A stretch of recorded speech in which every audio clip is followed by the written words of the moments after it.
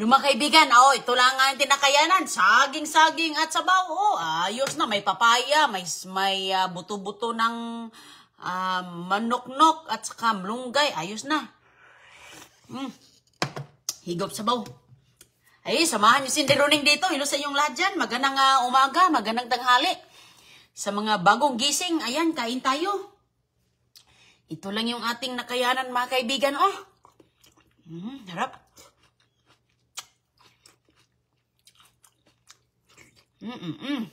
Alugbati. Haging, okay nga. Ano pa? Tubig, pantulak. Uy, meron pala akong inumin na herbal lang muna tayo. Ito ba?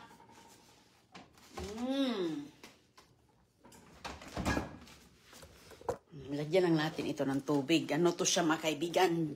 Dulaw. Yung dilaw na luya.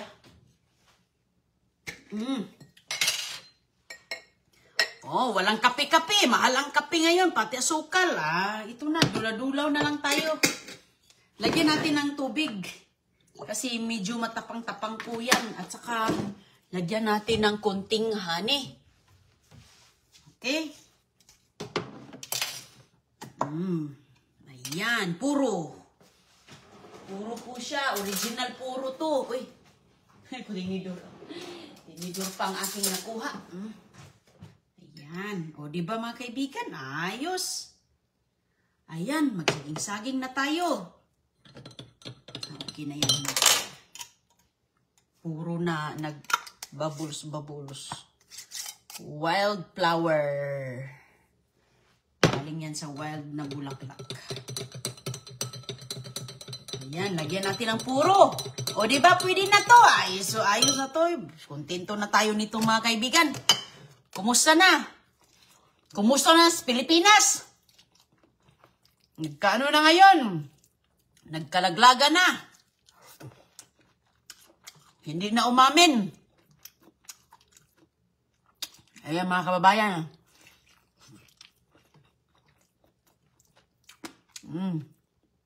Kain tayo.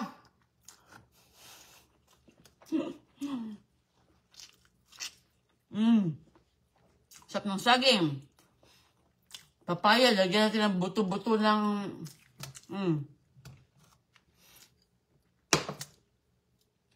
pwede na.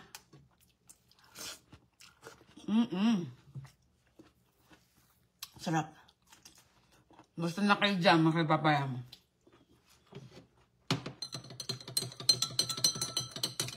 Grabe ang ibang lugar. Ang lakas ng baha.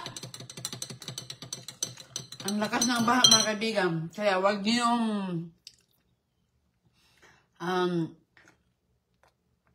wag niyong hayaan yung iyong mga anak na maglabas-labas, lakad-lakad doon sa labas. Kasi nga, grabe ang, ngayon, malakas ang ulan. Mabagyo pa. Okay? At sa mga lugar na grabe, baha na dahil tinitipid ang mga materyales. Sus ko. Tinitipid, mga kaibigan, sa pagtitipid. Ayan, nangabiak-biak na yung mga simento sa kanal. Or ano ba yun? Tayo, ingat po kayo dyan, ha. Dito po, medyo maulan din. Natumba nga yung aking saging Kasi dito lagi pong ulan. Sarap ng ating dilaw Dilaw natin na dilaw na luya. Ano yan dyan? Ang tawag din sa inyo?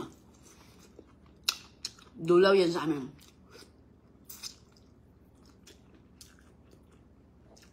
May saging na saba. Ang saging na saba, ito, donasyon lang to. Binigay ko sa akin. Pero yung tanim ko, andyan, nag-ano na siya, mga kaibigan, nagbunga naman. Dalawa. Ang sarap kumain. Lalo na saging. Oh. Hilaw. Masarap lang ito sa bagoong eh. Mahilig ako sa ano eh. Mahilig tayo sa mga gulay-gulay lang muna tayo kay... Nagtanghalian na ba kaya?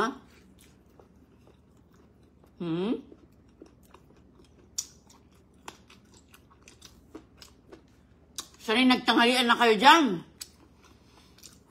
Shout sa ating mga kababayan, Miss Karen de la Cruz. Ayan, mahalin natin si Ma'am Karen. Mahalin natin si Ma'am Miss Karen de la Cruz. Maraming salamat po. Thank you very much, ma'am. From Hawaii.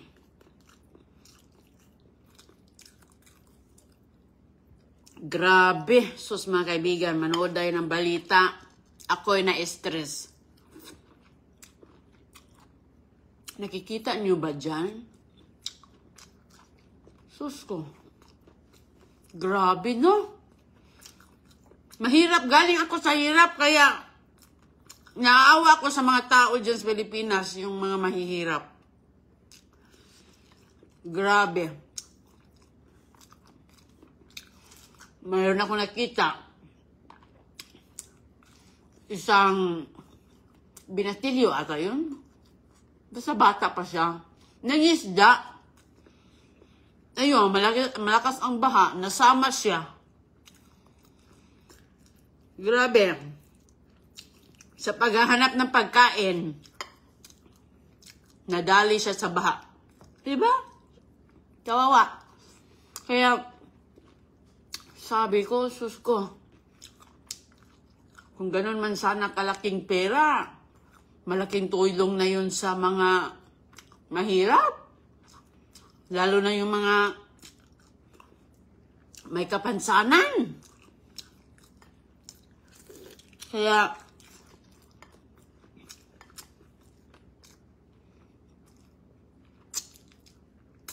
huwag natin silang payagan na ang ganitong problema mangyari at mangyari. Nakita nyo naman sa balita dyan. Kaya, nakakalungkot.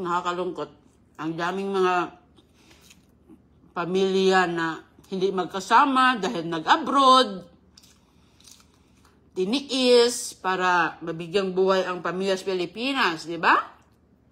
Dahil sa mga nangyayari ngayon na kaya ngayon tabi tayong magtiis, malayo sa mga anak natin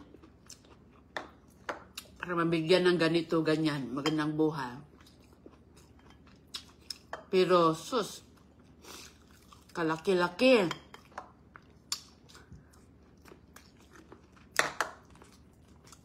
Hindi lang milyon, bilyon pa. Dasal tayo mga kaibigan na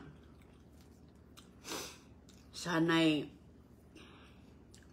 yung mga may puso ba? Sana'y titingnan nila yung mga maraming kababayan natin na nag-abroad para matustusan ang Pilipinas. Pamilya sa Pilipinas. Ako, sayan na ako sa Malunggay. Ako, nanood ako ng balita. Kapasunood ko lang. Sabi ko, grabe. Ngayon, grabe na. Ano daw? Hindi na umamin. Nagkalaglagan na talaga. Kawawa din naman yung kung hindi nila sasabihin, dapat sabihin. Kung saan talaga, talaga ang ugat. Kaya mga kaibigan, laban lang tayo.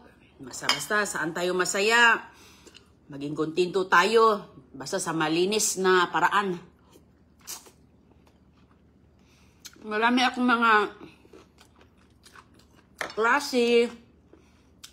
Abroad, iniwan ang mga anak. Pilipinas. Kahit napilitan. At saka, Bantayan natin yung mga anak natin na hindi maano sa, lalo na ngayon, mabagyo dyan. Maraming lugar. Kainan tayo ng simple mga kaibigan, ng mga ganito. Basta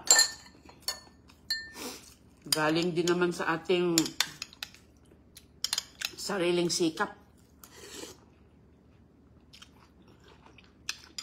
Hindi ko maisip na ang daming mahirap sa Pilipinas.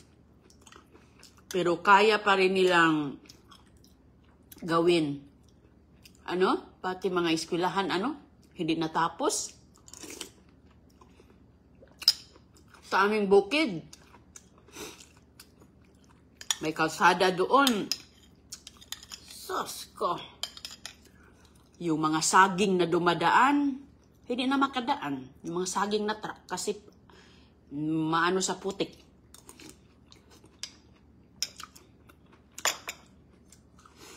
Ipagdasal natin yung mga tao sa katungkulan.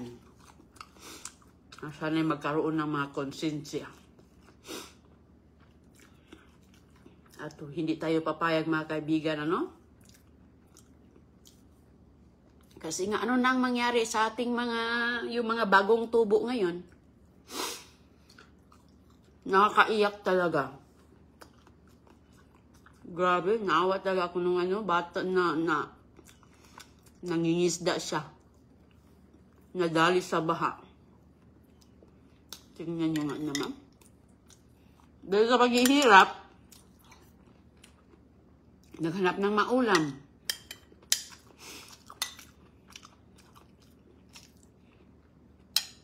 Ang dami dyan, ang lamig dyan sa nakikita natin. Yung jeep. Nakita niyo ba yung jeep na, yung kalsada? Nabiak yung kalsada, walang mga bakal. Piko, wow. Alam niyo ba dito sa Amerika, ang mga tao nagbabayad ng tama. Nagbabayad ng tama yung tao sa mga buwis. Maraming salamat, Ma'am Miss Karen De La Cruz. Thank you very much. Kahit kunting yung kunting sira lang ng kasalad dito, hindi yan naabuti ng isang araw. Ayos na yan. Kaya kita mo dito yung mga kalsada, ayos na ayos talaga. Kasi, mabilis dito Mabilis sila dito, lalo na pag magawa ka ng mga hindi maganda, diretso ka, mga tao dito, lumalaban. Kasi nagbayad ng tamang buwis, ang mahal. Kaya, ito sa harapan ng bahay namin, bagong-bago pa yung kalsada. Pinalitan na. Pinalitan niya, bago yung kalsada namin dito. Mas marami pang ang crack yung driveway namin dito, yung driveway namin, sarili namin driveway, mas marami pang mga biak-biak. Hindi pa namin pinalitan. Hindi pa namin pinalitan. Maayos pa naman, pero what I mean is dito, kung mayroon kasi ang tamang panahon na mayroon na silang naka-schedule dyan na after 5 years, after 10 years, 15 years, papalitan ng kalsada. Automatic yan. Mag-pray lang tayo. Pagdasal natin sila. Pero naawa ako mga kaibigan, grabe. Nakakalungkot. Nalulungkot ako. Dahil yung mga pinsan ko, may mga bata, mga maliliit pa, tapos ganito na ang mga mangyayari. Ano na ba ang buhay nila? In 10 years, kung laging ganun. Diba? Excuse me, naluha ako, pero pinigilan ko lang.